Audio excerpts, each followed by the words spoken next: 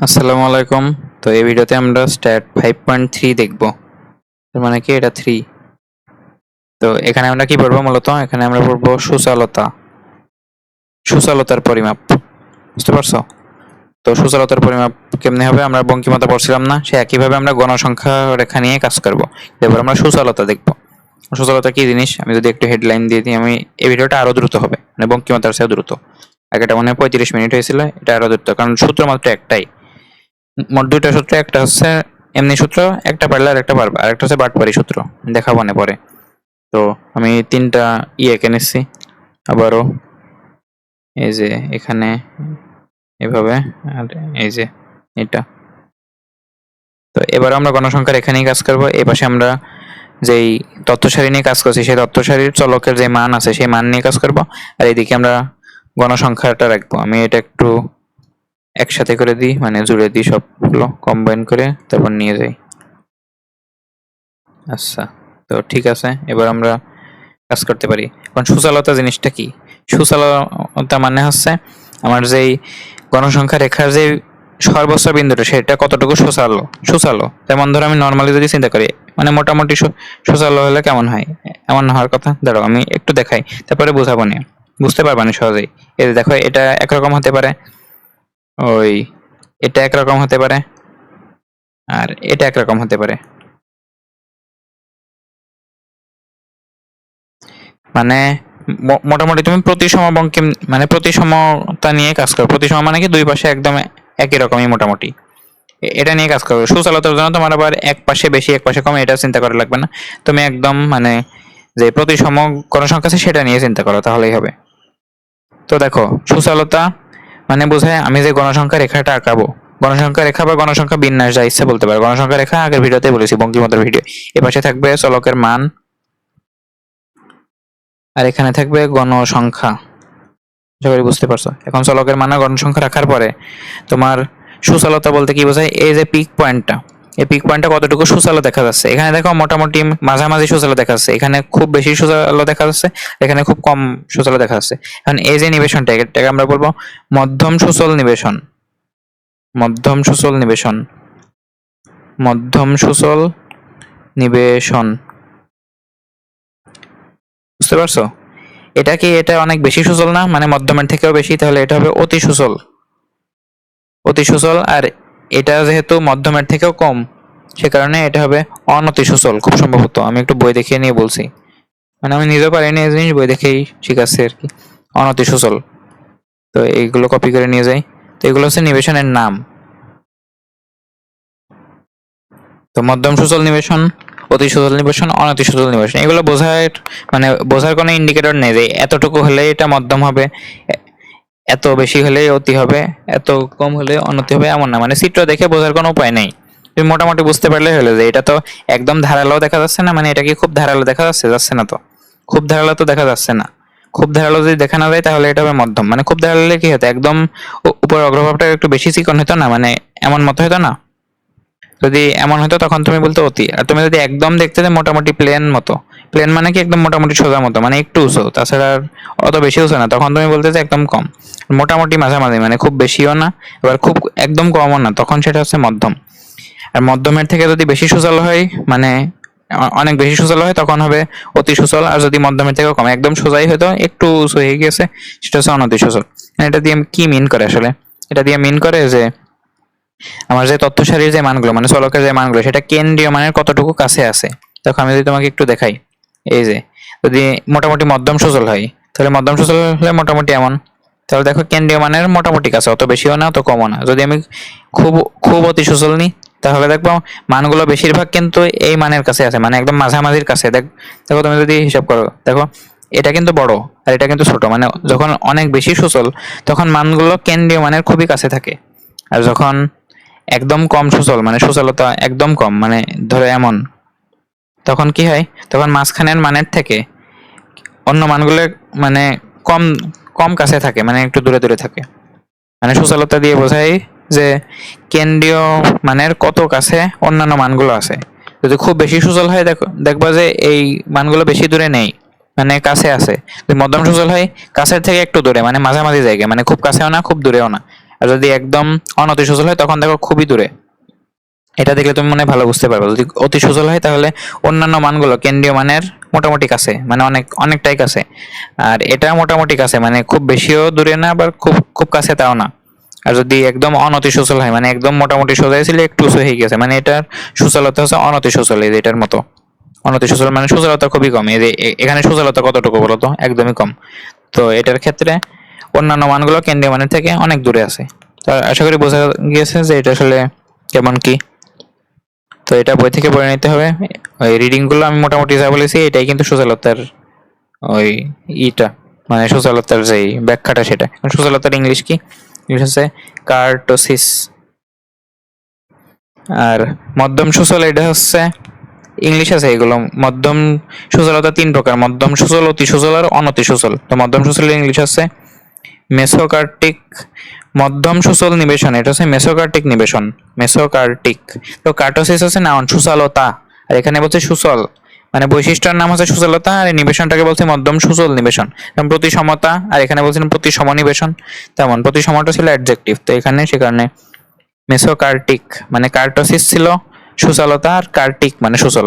Mesokurtic নিবেশন, নিবেশনের English মনে নেই, লিখছি না। এটা অতি সুচল কি হবে? অতি সুচল লেপ্টোকার্টিক, বইয়ে আছে এগুলোতে, আমি বেশি টাইম। লেপ্টোকার্টিক। আর অনতি সুচল এটার ইংলিশ বই আছে, এটা হচ্ছে প্লেটিকার্টিক। প্লেটিকার্টিক। আশা করি বোঝা গিয়েছে। তো এগুলো অত বেশি চিন্তার বিষয় না। তো চলো আমরা সামনে যাই। এবার আমরা সুচলতার পরিমাপ শিখবো অবশ্যই। সুচলতার পরিমাপ, সুচলতার পরিমাপের একটাই সূত্র, সেটা হচ্ছে পরিঘাতের। দুইটা সূত্র বলছিলাম, এখন কেমন দুইটা দেখাই। সুচলতার পরিমাপ, এটা এটাও মনে হয় খুব সম্ভবত আপেক্ষিক পরিমাপই, কিন্তু তারপরে কিছু বলা নেই। এটা আসলে মানে এখানে যে সূত্র দেওয়া রয়েছে এটা আসলে পরম নাকি আপেক্ষিক কিছু বলা নেই। এখন সূত্র দেখে বোঝা যাচ্ছে এটা আপেক্ষিক, তারপরেও তুমি না জানলে হচ্ছে এটা পরম নাকি আপেক্ষিক। আচ্ছা, এটা আপেক্ষিক কি আসলে? এটা আমরা এবার আমরা আপেক্ষিক পরিমাপটাই পড়বো। এখন পরম পরিমাপে এটা নিশ্চয় আছে, কিন্তু পরম আমরা পড়বো না। কেন পড়বো না সেটা বঙ্কিমতা ক্ষেত্রে যে ব্যাখ্যা, এখানেও সে একই ব্যাখ্যা, যে পরম পরিমাপে একক থাকে। সে কারণে দুইটা যদি ভিন্ন একক তত্ত্বসারি আমি তুলনা করি তাহলে সেটা তুলনা করা যায় না, যেহেতু একক ভিন্ন। আর আপেক্ষিকের ক্ষেত্রে আমরা ওই এককটা তো আর থাকে না, সেখানে সংখ্যার তো তুলনা করা যায়, মানে আপেক্ষিকটা বেশি উপযোগী। আপেক্ষিকের ক্ষেত্রে সুচালতাকে আমরা কি বলবো? সুচালতাঙ্ক। বুঝতে পারছো? এখন এটার একটাই সূত্র, আসলে সূত্র একটাই, সেটা হচ্ছে পরিঘাত ভিত্তিক। মানে এটার আর কোনো অন্যান্য বিজ্ঞানী ওই কার্ল পিয়ারসন, বাউলি, কেলি এসব ঝামেলা করেনি। একটাই সূত্র, পরিঘাত ভিত্তিক। বুঝতে পারছো? তো পরিঘাত ভিত্তিক যে সুচলতা, সেটা সূত্র কি দেখে নিই চলো আমরা। এই সূত্রটা খুবই সহজ। এটাকে আমরা প্রকাশ করবো বেটা 2 দিয়ে। এটা কিন্তু রুট থাকবে না, মানে এটা বেটা 2 মানে হচ্ছে সুচলতা। তোমার একটু মানে একটু কষ্টই হবে না এগুলো মনে রাখতে, কোনটার উপর রুট আছে কোনটা নেই। তো বঙ্কিমাতার ক্ষেত্রে আমরা কি দিয়ে প্রকাশ করতাম? রুট বেটা 1 দিয়ে। এটা ছিল বঙ্কিমাতার। সুচলতা হচ্ছে বেটা 2, কোনো রুট নেই। বুঝতে পারছো? বঙ্কিমতাঙ্ক আর এটা হচ্ছে সুচালতাঙ্ক। এই যে এই জিনিসটা, এটার সূত্র কি হবে? এটা সূত্র হচ্ছে, দেখো বঙ্কিমতাঙ্কের সূত্র কি ছিল? রুট বেটা 1, এটা ছিল হচ্ছে রুট ওভার সিগমা 3 স্কয়ার, আর নিচে ছিল সিগমা বলছি মিউ, মিউ 3 স্কয়ার, আর নিচে ছিল মিউ 2 কিউব, এমন ছিল। উপরে স্কয়ার আর রুট কেটে দিত, সে ব্যাপার না। আর এখানে কি হবে? এখানে তো কোনো রুট নেই, তাই না? রুট বেটা তো নাই, সেখানে কোনো রুট নেই। এখানে 3 আর 2 ছিল, এখানে দেখো এমন হবে, এখানে হবে 4 আর 2, 4 আর এখানে 2 এর স্কয়ার। দেখো এখানে 3 দুগুণে 6, 2 2 গুণ 3 6, মানে গুণ এভাবে করা যায় না, আমি দেখাচ্ছি যে এই দুইটা গুণ করে কিন্তু সেম হয়। এখানেও তাই, এখানে 4 আর পাওয়ার ছিল 1, 4 আর 1 মিলে 4, আর এখানে 2 আর 2 মিলে 4। তো অত তোমার বোঝা লাগবে না, অত না বুঝলে হচ্ছে সূত্র মুখস্থ করো। উপরে হচ্ছে মিউ 4 আর নিচে হচ্ছে মিউ 2 এর স্কয়ার। এটা হচ্ছে ওই সুচালতাঙ্কের সূত্র। এটা কার সূত্র বলা নেই, এটা হচ্ছে পরিঘাত ভিত্তিক সূত্র। তো সুচালতাঙ্ক আসলে পরিমাপটা কেমনে করবা? তুমি তো এই সূত্র দিয়ে তো করে ফেলছো, তাই না? এই সূত্র দিয়ে তুমি ধরো সুচলতা বের করলে, এখন তোমার তো অ্যানিমেশন সম্পর্কে মন্তব্য করতে বলবে যে এটা কেমন সুচল, এটা কি মধ্যম সুচল নাকি অতি সুচল নাকি অনতি সুচল, তোমার তো এটা করতে বলবে। তাহলে আমরা কি বুঝবো? তখন বেটা 2 এটার মান 3 এর সমান হবে। এটা কিন্তু আর 0 এর মতো না, মানে বঙ্কিমতার মতো 0 না। এটা যখন 3 হবে তখন আমরা এটাকে বলবো মধ্যম সুচল। আমি সুচল লিখছি না, লিখিয়ে দিই মধ্যম সুচল, মানে নিবেশনটা হবে মধ্যম সুচল। যদি 3 এর থেকে বেশি হয় তখন হবে অতি সচল, আর যদি বিটা 2 এর মান 3 এর থেকে কম হয় তাহলে হবে অনতি সচল। আশা করি বুঝতে পারছো। এখন এইটাই কিন্তু সূত্র। এখন কার্ল পিয়ারসন নামটা তো চেনো তাই না? বঙ্কিমতাঙ্কের ভিতরেও কিন্তু কার্ল পিয়ারসনের দুইটা সূত্র ছিল, একটা ছিল কার্ল পিয়ারসনের সূত্র, আর পরিঘাত ভিত্তিক যে বঙ্কিমতার সূত্রটা ছিল আমি যদি তোমাকে একটু দেখাই, এই সূত্র কিন্তু কার্ল পিয়ারসনের ছিল। একটু মনে করে দেখো, মনে পড়ে যাবে না। এই যে এই সূত্রটা, এটা কিন্তু কার্ল পিয়ারসনের ছিল। তো সুচালতার মধ্যেও নিশ্চয়ই কার্ল পিয়ারসন কোনো না কোনো ঝামেলা করেছে। দেখছে একটা সূত্র তো মেনে নিতে পারছে না, সেখানে একটু ঝামেলা করি। ঝামেলা কি? কার্ল পিয়ারসনের সুচালতাঙ্ক বলে সে আরেকটা সুচালতাঙ্ক তৈরি করলো, যেটা হচ্ছে কার্ল পিয়ারসনের সুচালতাঙ্ক। পরিঘাত ভিত্তিক ছিল ঠিক আছে, কার্ল পিয়ারসন নিজের মতো আর একটা তৈরি করলো, কার্ল পিয়ারসনের সুচালতাঙ্ক। এখন এই সুচালতাঙ্ক সমান কি দিল? এটা দিল হচ্ছে, এটার নাম দিল হচ্ছে, দেখো বঙ্কিমতাঙ্কের নাম ছিল গামা 1, এটার নাম দিয়ে দিল হচ্ছে, আচ্ছা মোটামুটি এমন হয়, এটা নাম দিল গামা 2। গামা 2 সমান কি দিল? কিছুই করলেন না, এটাকে 3 দিয়ে বিয়োগ করলো, আর কিছু না। মানে সুচালতাঙ্কের তোমার যে সূত্র সেটাই তুমি মনে রাখো। কার্ল পিয়ারসনের সুচালতাঙ্ক হচ্ছে এটার থেকে 3 কম। এখন 3 কম হলে কি হয় দেখো তো, তুমি যদি এটা থেকে 3 কম করো তাহলে কিন্তু আবার তোমার জিরোর সাথে তুলনা হয়। মানে কার্ল পিয়ারসনের সুচালতাঙ্ক সেটা পরিঘাত ভিত্তিক সুচালতাঙ্ক থেকে 3 কম হবে। তার মানে কি, তুমি যদি এখানে -3 করো, এখানে -3 করো, তাহলে এখানে কিন্তু 0 হয়ে যায়। তার মানে যদি তুমি কার্ল পিয়ারসনেরটা বের করো, মানে 3 বিয়োগ করে বের করো, তাহলে তোমার 3 এর সমান না, তোমার 0 দিয়ে হিসাব করতে হতো। দেখো এখানে বেটা 2 এটা ছিল 3, এখন কার্ল পিয়ারসনেরটা মানে কত? বেটা 2 -3, এখানে তুমি যদি -3 করো তাহলে এই পাশে কিন্তু 0 থাকে। আমি বলতে চাচ্ছি তুমি যদি 3 বিয়োগ করে দাও কার্ল পিয়ারসনের মতবাদ অনুসারে, তাহলে তুমি যে গামা 2 পাবা, এই যে গামা 2, এটাকে তুমি 0 এর সাথে তুলনা করবে। এটা যদি 0 হয় তাহলে এটা হবে মধ্যম। 0 কেন? কারণ তুমি তো 3 বিয়োগ করে ফেলেছো। মানে যখন বেটা 2 বের করছিলে তখন তুমি হিসাব করছিলে 3 এর সাথে। 3 এর সমান হলে মধ্যম সচল, 3 এর থেকে বেশি হলে অতি সচল, 3 এর থেকে কম হলে অনতি সচল। কার্ল পিয়ারসন কি করলো? একটা কম করলো, যে 3 বিয়োগ করে দিল। তার মানে কি, এখান থেকে 3 বাদ চলে গেলে তো 0 থাকে। মানে এবার বঙ্কিমতার মতো এবার তুমি যদি কার্ল পিয়ারসনটা বের করো তাহলে তুমি 0 দিয়ে তুলনা করবে। এটা হচ্ছে মধ্যম সচল। যদি 0 সমান হয়, যদি গামা, আচ্ছা গামা লিখা আমার হয় না, গামা 2 এটা যদি গ্রেটার দেন 0 হয়, গ্রেটার দেন 3 হতো, যদি তুমি 3 মাইনাস না করতে, 3 যেহেতু বাদ দিয়ে দিয়েছো তাহলে গ্রেটার দেন 0 করলে হবে, তখন হচ্ছে অতি সচল। আর যখন গামা 2 এটা লেস দেন 0 হয়, তখন এটা হচ্ছে অনতি সচল।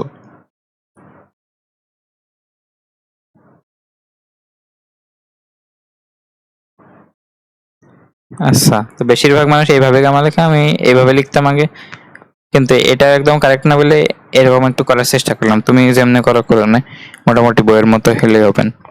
তো আশা করি বোঝা গিয়েছে। এগুলো হচ্ছে সুচালতাঙ্কের পরিমাপের দুইটা সূত্র, একটা হচ্ছে পরিঘাত ভিত্তিক। তো পরিঘাত ভিত্তিক সুচালতাঙ্ক তুমি যখন বের করবে তখন তুমি তুলনা করবে 3 এর সাথে। 3 এর সমান হলে মধ্যম, 3 এর থেকে বেশি হলে অতি, আর 3 থেকে কম হলে অনতি। আর যখন কার্ল পিয়ারসনের সুচালতাঙ্ক বের করবে তখন এটাকে তুমি 3 দিয়ে বিয়োগ করবা, তখন তুমি এই 3টাকে তাড়িয়ে দিয়েছো, তখন তুমি 0 এর সাথে তুলনা করবে কার্ল পিয়ারসনেরটা। 0 সমান হলে মধ্যম, 0 থেকে বেশি হলে অতি, 0 থেকে কম হলে অনতি। এবার তুমি তোমার মতো প্র্যাকটিস করে ফেলো। আমি যে জিনিসটা দেখাবো সেটা হচ্ছে সুচালতাঙ্কের উপর। সুচালত আচ্ছা আমি লিখি সুচালতাঙ্ক মূল ও মাপনী হতে স্বাধীন, মানে বঙ্কিমতাঙ্কের মতোই, বা সুচালতাঙ্ক না লিখে সুচালতাও লেখা যেত। যদি সুচালতাঙ্ক মানে আপেক্ষিক যে পরিমাপটা সেটা যদি মূল মাপনী থেকে স্বাধীন হয়, তাহলে সুচালতা সেটা তো মূল মাপনী হতে স্বাধীনই হবে। সেগুলি বুঝতে পারছো? এখন এটার জন্য তোমার আসলে সে আগের জিনিসটাই করে আনা লাগবে, যে পরীক্ষাতে যে প্রমাণটা ছিল, পরীক্ষাতে যে প্রমাণ, এই প্রমাণটা এটা তোমাকে আগে করে আনতে হবে। এই জিনিসটা তোমাকে করে আনতে হবে আগে। এই জিনিসটা আমি একটু কপি করে নিচ্ছি, অথবা আমি চাইলে একটা কাজ করতে পারি, আমি এই যে এই স্লাইডটা কপি করে নিয়ে যাই, তাহলে ভালো হবে। এই যে এটা কপি করে নিয়ে গেলাম, আর এখানে আমি লিখে দিচ্ছি সুচালতা। সুচালতা বা সুচালতাঙ্ক যাই হলো, তুমি সুচালতাঙ্ক দিয়েই করো, তুমি সুচালতা বলে দাও, হয়ে গেল। মানে সুচালতাঙ্ক যদি মূল্যমাপনের হতে স্বাধীন হয়, তাহলে সুচালতা এটাও তো মূল্যমাপনের হতে স্বাধীনই হবে, কারণ জিনিসটা একই। এটা হচ্ছে আপেক্ষিক পরিমাপ আর একটা পরম পরিমাপ। তাহলে এটা বঙ্কিমতা না দিয়ে আমি লিখে দিচ্ছি সুচালতা। কিন্তু একটা জিনিস চেঞ্জ হবে, সেটা কি? সেটা হচ্ছে সুচালতার সূত্র কি ছিল বলো তো? সুচালতার সূত্র ছিল হচ্ছে বেটা 2 ইকুয়ালস টু, উপরে ছিল হচ্ছে 4 নাম্বার শোধিত পরিখাত আর নিচে ছিল 2 নম্বরের স্কয়ার। তার মানে কি এখানে দেখো তুমি আর তম শোধিত পরিখাত বের করছিলে, আর এর জায়গায় তোমার কত কত বসাতে হবে এবার? দেখো 2 আর 4, তাহলে আর জায়গায় 2 আর 3 না, বসাতে হবে 2 আর 4। মানে তোমার সূত্রের মধ্যে যেই পরিঘাতগুলো লেগেছে তুমি আর এর জায়গায় সেগুলো বসাইছো, তাছাড়া আর কিছু না। তাহলে এখানে 3 হবে না, এখানে হবে 4। আশা করি বুঝতে পারছো। তাহলে এখানে হবে 4, এখানে হবে 4। মানে সব সব প্রমাণ করে আসবে, তারপর তুমি আর এর জায়গায় 2 আর 4 বসাবে, কারণ সুচালতার যে সূত্র, সেই সূত্রে 2 নাম্বার আর 4 নাম্বার এই দুইটা পরিঘাত ব্যবহার করেছে। এবারে একই রকম হবে। দেখো এটা যদি আমি এক্স লকেটটা বের করি, তাহলে এখানেও এক্স হবে আর এখানেও এক্স হবে।